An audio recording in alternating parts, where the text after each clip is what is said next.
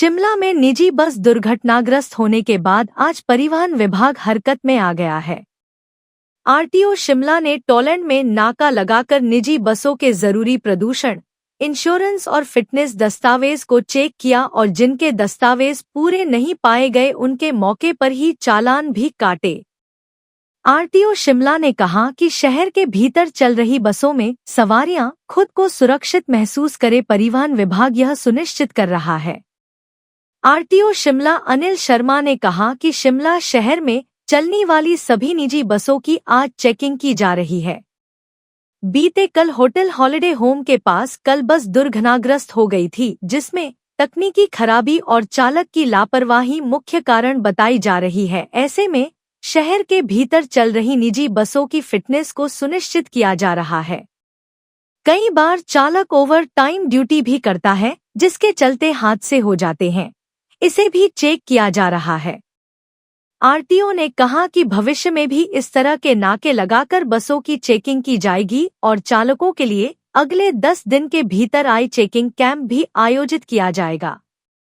बसों में चालकों परिचालकों को वर्दी पहनने और टिकट देने अनिवार्य है।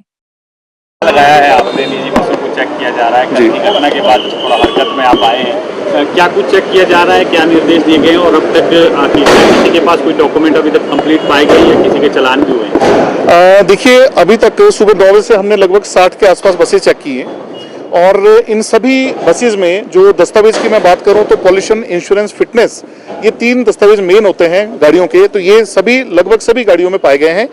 मेजर जो वायलेशन हमने देखी, एक तो यूनिफॉर्म नहीं है ड्राइवर के पास या कंडक्टर के पास, ये विदाउट यूनिफॉर्म है।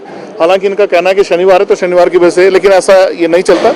आपको हर वक्त यूनिफॉर्म में होना चाहिए।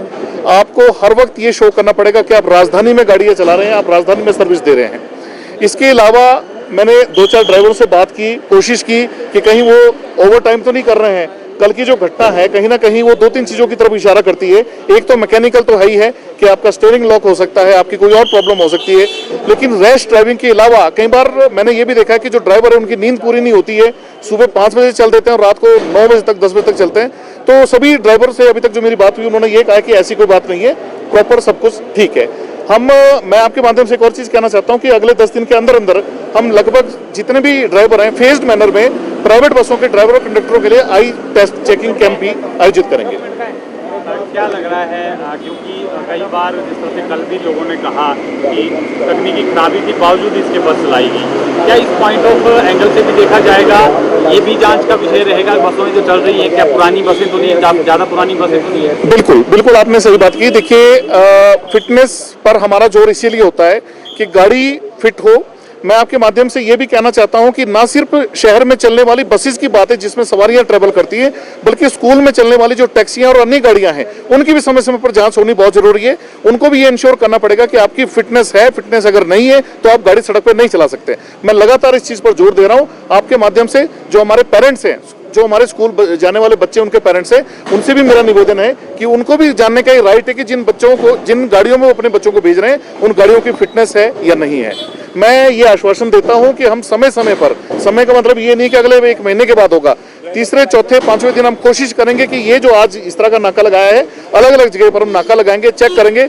मेरा पूरा ये विश्वास है कि हम कम से कम शिमला शहर के अंदर तो जितनी भी ये प्राइवेट बसेस चल रही हैं ये विदाउट फिटनेस नहीं चलने देंगे। कहीं ना कहीं कारण ये भी बना जाए, टिकटें, मैंने अभी जितनी बसें 60 के आसपास बसें चेक की, उसमें एक बस पाएगी जिसमें लोगों ने कहा कि टिकटें नहीं है, अदरवाइज सभी में टिकटें पाई गई।